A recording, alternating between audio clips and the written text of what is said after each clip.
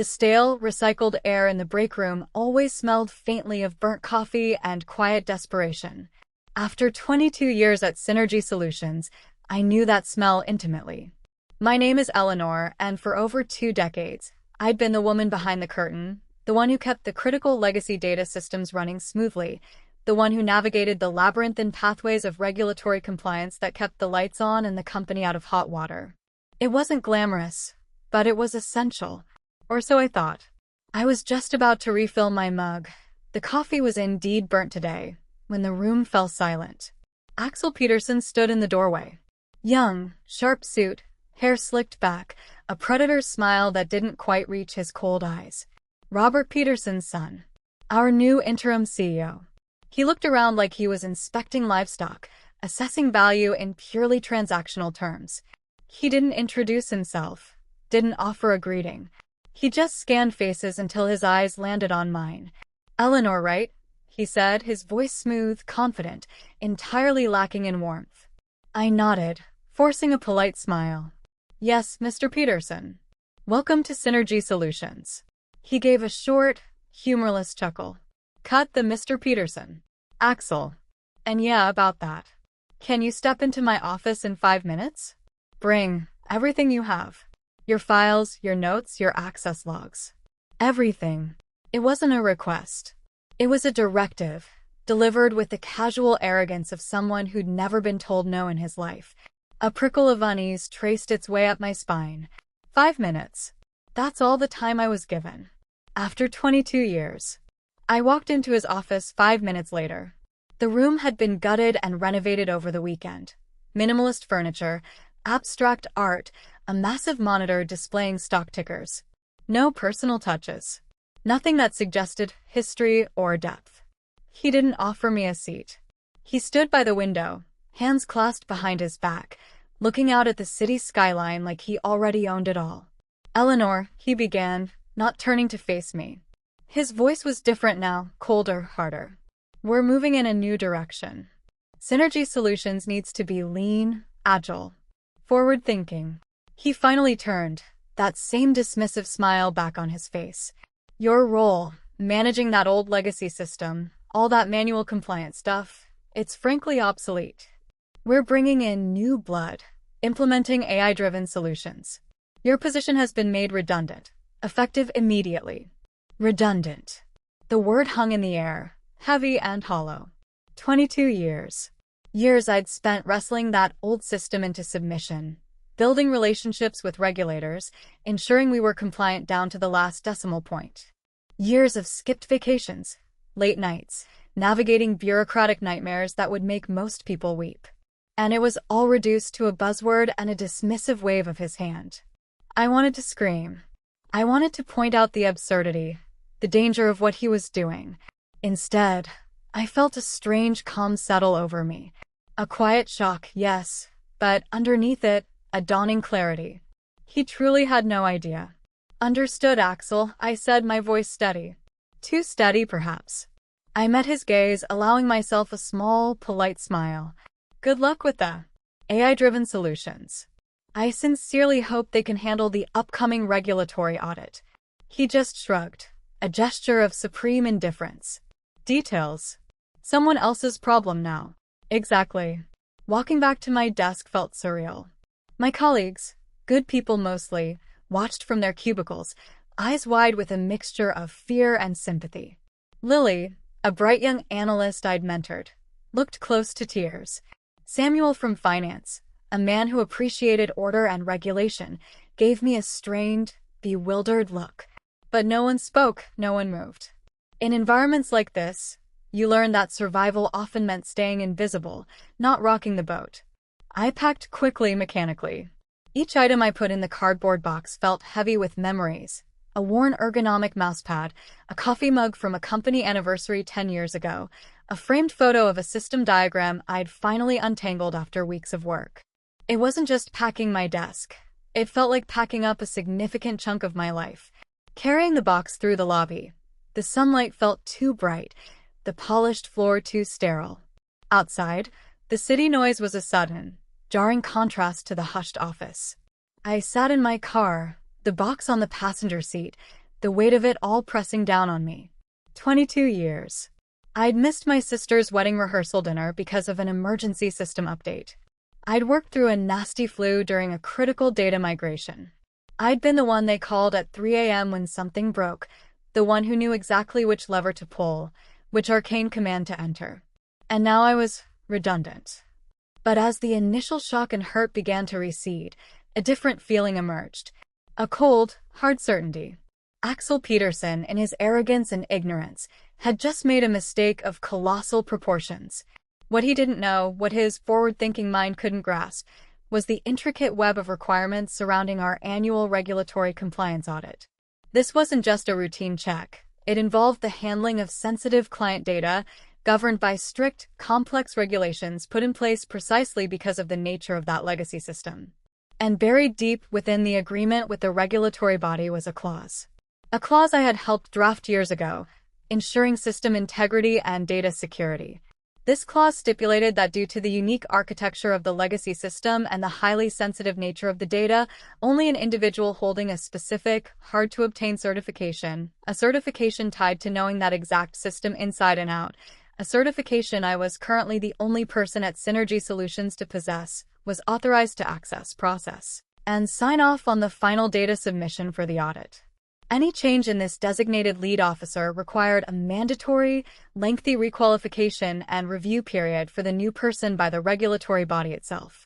This process took months, not days or weeks. And the audit deadline? It was just 4 weeks away. Replacing me with some AI-driven solution or an inexperienced hire like Mason, I'd heard Lily mention his name with dread, didn't just mean the data might be handled incorrectly, it meant we legally couldn't submit the data on time. Triggering that clause meant massive daily financial penalties, potentially running into millions, and the very real risk of the regulatory body suspending our license to operate, which would cripple the company. Axel, in his rush to streamline, had removed the single, irreplaceable piece holding the entire structure up, completely unaware the foundation was about to crumble. My phone buzzed. It was a text from Lily. "Eleanor, is it true?" "Did he really?" "It's true, Lily," I typed back. "I'm out." A pause, then another message from her. "Oh God. Mason is already messing things up. He can't even log in properly. What about the audit?" "He has no idea," I replied. "None of them do." Samuel called a few minutes later. His voice was tight with worry. "Eleanor, what happened? People are starting to panic here. Legal is running around like headless chickens. They just realized the audit clause? Is that?" "It is, Samuel," I said quietly. "It is. They can't do it without you. No one else has that certification, not for that system. We're facing penalties, millions. The board is going to lose their minds." Axel didn't ask, I stated simply. He just decided. A heavy silence hung between us. "What are you going to do?" Samuel finally asked. I looked out at the city lights blurring through my windshield. "Right now," I paused. "I'm going to go home.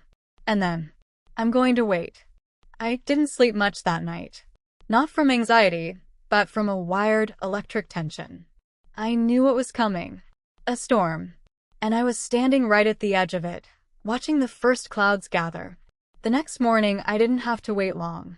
My phone, usually quiet on a workday morning, started buzzing before 8 a.m. Lily's texts chronicled the escalating chaos at Synergy Solutions. "He's still trying to access the main database. Mason. He looks terrified. System alerts are going off. I think he triggered one of the old tripwires you set up." That brought a small, grim smile to my face. Years ago, anticipating potential unauthorized access attempts on the sensitive legacy system, I'd built in several layers of silent alerts that pinged my personal device, even if my main access was revoked. A little insurance policy. It seemed that Mason, in his fumbling attempts to bypass standard procedures, was triggering them. Samuel called again. His voice was even more strained. "Eleanor, it's a mess. The regulators are calling." Jonathan tried to talk to Axel. It didn't go well. Jonathan referenced the clause. Legal confirmed it. "Robert Peterson is here." I've never seen him so angry. "They're trying to figure out how to even talk to Jonathan without you." He had no idea, I thought again. The arrogance of youth. mistaking ignorance for efficiency. Then the phone rang with an unknown number. I hesitated, then answered. Eleanor? It's Robert Peterson. His voice was rough, devoid of his usual booming confidence. He sounded broken. Axel tells me you're no longer with us. That's correct, Mr. Peterson, I said, keeping my voice calm professional. A shaky exhale on the other end. Eleanor, listen. There's been a terrible mistake. A misunderstanding. The audit, the regulatory body, they're saying we're non-compliant. They've referenced the personnel clause. We're facing crippling penalties. They said they will only speak to you about this. That you are the designated point of contact. I confirmed. We need you to come back, Eleanor. Immediately. To handle this. To talk to Jonathan. Please. The desperation in his voice was palpable. The founder of Synergy Solutions, the man who built this company, was begging me. Mr. Peterson, I said slowly. I was made redundant. My role was obsolete. No, that's not. Axel, he didn't understand. I didn't understand the critical nature, not fully. We were fools. His voice cracked. Eleanor, the future of the company is at stake. My son's foolishness, it's put everything in jeopardy. I let the silence stretch. It wasn't about revenge. Not purely. It was about value. About competence. About the fact that they had discarded years of loyalty and irreplaceable knowledge like yesterday's trash. I will come in, I finally said. Under certain conditions. Anything you want. The relief in his voice was immediate, almost jarring. First, I stated, making my voice firm. My authority over the regulatory audit process and all related data systems is absolute. I report directly and solely to you, Mr. Peterson. There will be zero interference, input, or access granted to Axel, Mason, or anyone else Axel has brought in or influenced regarding this process. Is that clear? Crystal. Absolutely clear. Second, I require formal documentation of this authority, effective immediately. And third, I need an internal acknowledgement. Not a public spectacle, but a clear communication within the relevant departments that my dismissal was an error based on a misunderstanding of my critical role, and that my return is necessary to ensure compliance and protect the company. My role is not redundant. It is essential. Done. All of it. The documentation will be waiting. I will personally ensure the communication goes out. Thank you, Eleanor. Thank you. I hung up. My hand was steady. The quiet certainty was back, stronger now. I wasn't just an employee anymore. I was the solution. And they needed me on my terms. I dressed carefully, a sharp professional suit that made me feel capable and composed. As I drove back to Synergy Solutions, the city lights seemed different. Less indifferent, more like silent witnesses. Walking back into the lobby was a strange experience. The receptionist's eyes widened. Miss Bennett. Eleanor. Mr. Peterson is expecting you. 11th floor. Her voice was hushed, awestruck. News traveled fast. The elevator felt like a transition zone. As the doors opened on the executive floor, the atmosphere shifted dramatically. Conversations dropped to whispers. Heads turned. Everyone knew. They knew I'd been fired, and they knew why I was back. Axel was standing near the glass conference room, talking animatedly to Mason, who looked pale and drawn. Axel was putting on a show of bravado. When he saw me, his smile faltered for a fraction of a second before he replaced it with a smirk. Look who the cat dragged in, he called out, loud enough for everyone to hear. Couldn't stay away, huh? I didn't stop. Didn't respond. Didn't even flinch. I just walked past him, my heels clicking softly on the polished floor, the only sound in the sudden silence. Let him make noise. Let him flail. His words were meaningless now. Robert Peterson met me outside his office. He looked older, lines etched around his eyes that I hadn't noticed before. Tired, burdened. Eleanor, he said quietly, offering his hand. I shook it firmly, professionally. No warmth, not yet. Mr. Peterson. Inside his office, the view was stunning, but I barely noticed. He gestured to a chair. Please sit. He laid a thick folder on the desk. I am truly sorry for how this was handled. You deserved better. I failed to appreciate your true value. I nodded once. Acknowledgement. Not forgiveness. He cleared his throat. The Orland Ventures team, the regulatory body. Jonathan is waiting for our call. They are prepared to move forward, but only if you are personally involved and in charge. I've managed to buy us a few hours. I opened the folder. It was full of frantic notes, printouts of alarming emails, copies of the regulatory agreement with the clause highlighted, panic bound in leather. I'll talk to them, I said, closing the folder calmly. But first, the documentation. He pushed a signed letter across the desk. It outlined my full authority over the regulatory audit process, reporting directly to him, explicitly stating Axel and his team were excluded from involvement in this critical task. It also included a paragraph acknowledging my essential role and that my previous dismissal was based on a review of departmental needs under interim leadership, which has since been reevaluated based on ongoing operational requirements.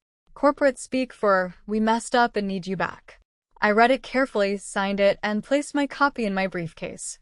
Only then did I allow myself a small, internal breath of relief.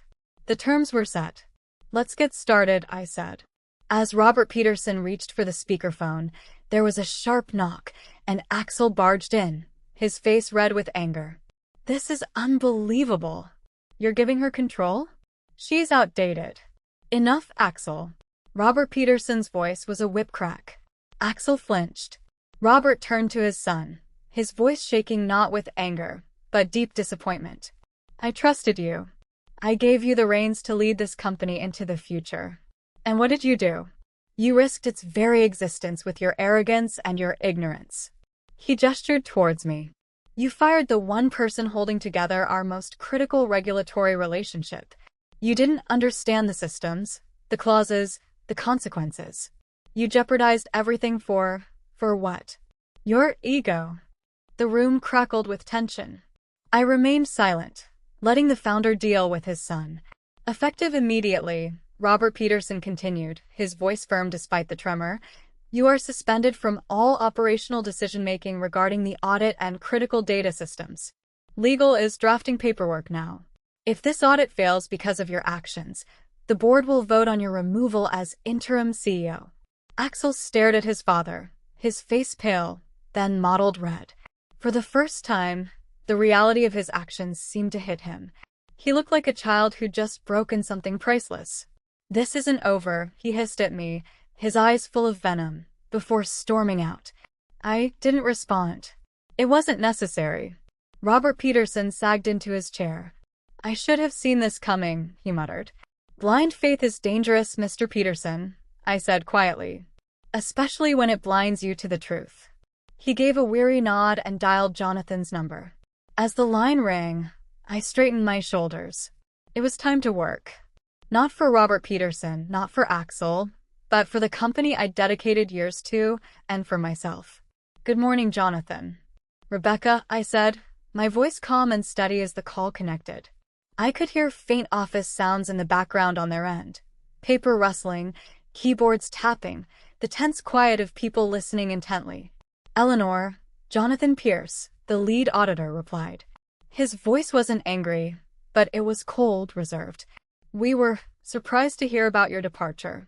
My departure was not voluntary, nor was it strategic, I stated clearly, looking directly at Robert Peterson, who sat rigidly, hands clenched on his desk.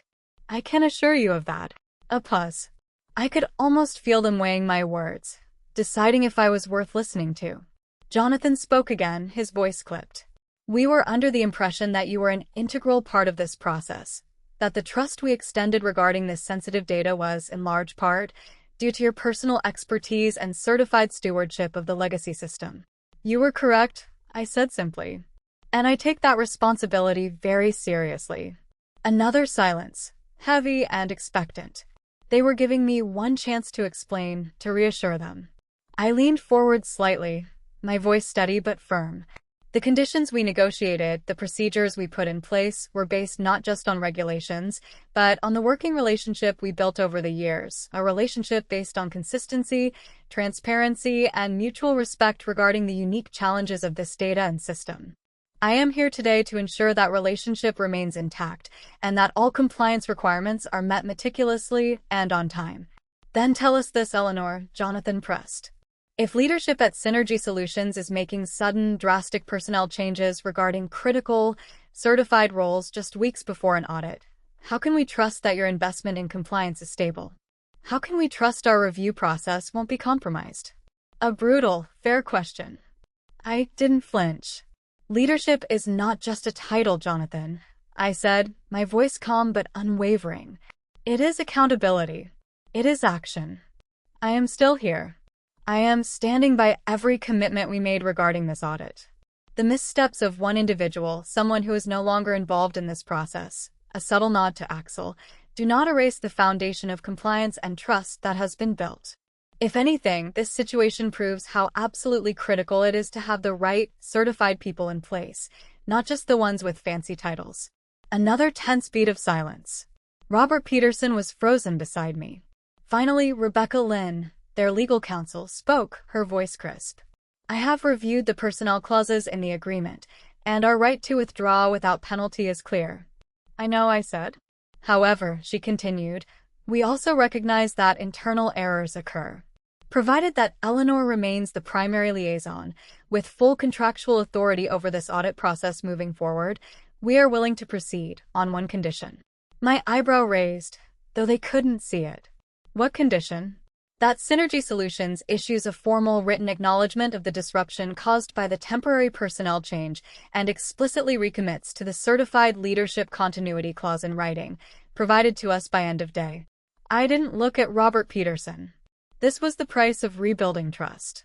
You'll have it, I promised. In that case, Eleanor, Jonathan said, his voice warming slightly, we are willing to continue with the audit proceedings.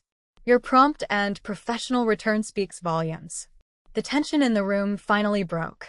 Robert Peterson slumped slightly in his chair, a wave of relief washing over him. The rest of the call was formalities, next steps, but I barely heard them. I felt the quiet hum of adrenaline. Not from fear, but from the knowledge that I had held the line, that I had been tested and hadn't wavered. When the call disconnected, Robert Peterson let out a shaky breath. You saved us, Eleanor. You truly did. I held up a hand. I didn't do it for you, Mr. Peterson, I said softly. I did it for the integrity of the system, for the people who rely on that data, and for the 22 years of work I poured into this company before it was deemed obsolete. He nodded slowly, shame flickering across his face. You deserve better. I know, I replied. I stood gathering my notes. The moment felt final, yet also like a new beginning. As I moved toward the door, Robert Peterson spoke again. Eleanor, he said, we need you here. Permanently. Not just to fix this, but to lead. To help rebuild the trust that we damaged. I paused at the doorframe. I will consider it, I said, looking back at him. And I meant it. But if I returned, it would be on my terms. No more working in the shadows. No more silent sacrifices while others took credit or made disastrous decisions. If they wanted me to rebuild what Axel almost destroyed, they had to understand the difference between inherited power and earned competence. And this time, I would make sure they never forgot it. The rest of that day was a blur of activity. By late afternoon, the formal documentation for the regulators was signed and sent. The audit was back on track.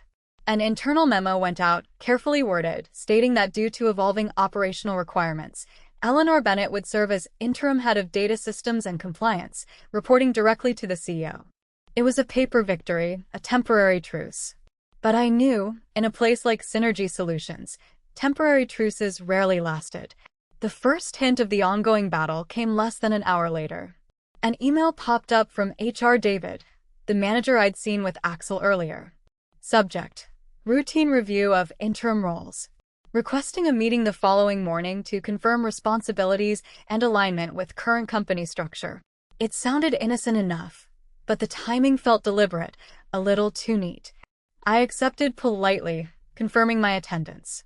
I sat back in my chair.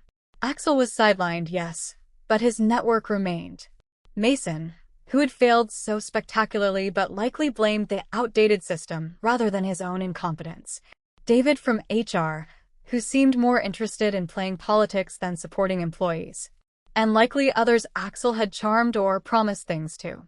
They wouldn't confront me directly now that I had Robert Peterson's explicit backing, but they would try to undermine me, make my position untenable, prove that their modern approach was necessary, even if it meant subtly hindering mine. The rot Axel introduced wasn't just him. It was the people who benefited from his chaos, who had hitched their wagon to his rise. That evening, after most people had left, I walked the quiet halls of the office. It felt different now. Exposed. The polite corporate veneer felt thinner.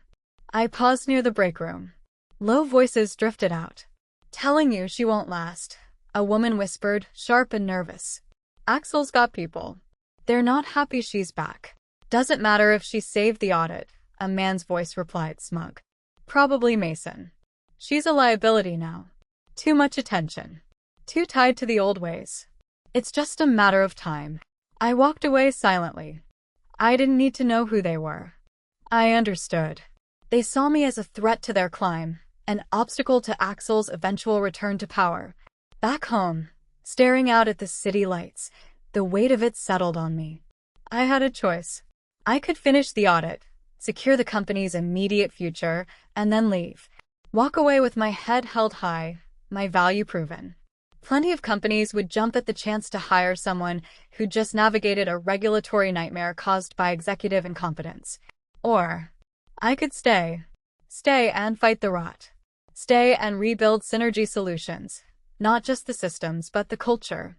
But rebuilding meant confronting these shadows, dealing with sabotage, becoming a leader in a way I never intended. Was I ready for that? I didn't know.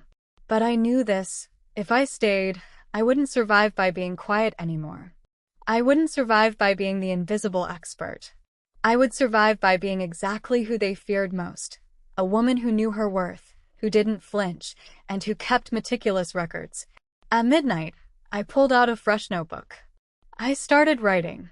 Dates, times, details. Every strange email, every accidental system lockout, every overheard comment, every meeting rescheduled without me. A paper trail of shadows. Because if Axel or his loyalists thought they could ease me out with passive aggression and whispers, they had underestimated me all over again. And next time they tried to come for me, I would be ready. The battle wasn't over. It was just entering a new phase. And this time I wasn't walking into a trap. I was building my defense. The next morning, I arrived at the HR meeting 15 minutes early. The conference room was stark, cold, lit by the unforgiving glare of fluorescent lights. I chose a seat at the far end of the table, my notebook open, my face calm. If this was a trap, I had brought my own map. 2 HR representatives entered, David among them, accompanied by Mara, a woman who looked visibly uncomfortable. Behind them, looking far too pleased with himself, was Mason. Axel wasn't there, but his influence hung heavy in the air, filtering through these proxies. "Eleanor," David began, his voice overly formal, smoothing a folder on the table. "Thank you for coming. We've requested this meeting to discuss some concerns that have been raised regarding your recent performance and approach." I tilted my head slightly, feigning curiosity. "Concerns?" I echoed. Mara wouldn't meet my eyes. Mason shifted in his seat, a smug expression playing on his lips. "Yes," David continued, leaning forward slightly. "There have been questions regarding your ability to adapt to new technologies and methods. Some feel that while you were effective in addressing the recent audit crisis, your reliance on outdated systems and there have been concerns." Mason cut in, unable to wait, his voice dripping with false sincerity, "that your methods might not be sustainable or aligned with the company's forward-thinking vision." The smear campaign. Plant the seeds of doubt, outdated, resistant to change, not a team player for the future. All without a single concrete example of failure on my part. I allowed myself a small, knowing smile that made Mason's smugness falter for a split second. I opened my notebook fully, flipping through the pages filled with precise notes. "Before we proceed with discussing these concerns," I said, my voice crisp and clear, "I'd like to submit some documentation for the record." I slid the notebook across the table towards David. His eyes widened slightly as he saw the meticulous detail. Dates, times, specific incidents. "This," I continued, "is a log of every instance of unauthorized system access attempt, every inexplicable file alteration, every rescheduled meeting without notification, and every documented communication issue I have encountered since my return." Mason's face went pale. Mara finally looked up, her eyes wide with alarm. "Furthermore," I added smoothly, "I have proactively reported these incidents, which appear to be deliberate attempts to obstruct critical compliance work and potentially breach data security protocols, to the IT security department and legal counsel." I reached into my briefcase and pulled out a folder. "These," I said, sliding it towards them, "are the confirmation emails from IT security and legal, acknowledging receipt of my reports and confirming that internal investigations have been initiated." The silence in the room was absolute, broken only by the faint hum of the fluorescent lights. Mason looked utterly stunned, his mouth slightly open. David stared at the folder, his carefully constructed facade crumbling. Mara looked like she wanted to disappear under the table. They had tried to ambush me, to use a bureaucratic process to undermine me with vague accusations. They thought I was just the old guard, unable to play their political games. They didn't realize I'd not only anticipated their moves, but I had built my counterattack using their own actions against them. My receipts weren't just notes. They were irrefutable evidence, delivered calmly and strategically. The trap they set had just sprung on them. And I was the one holding the key.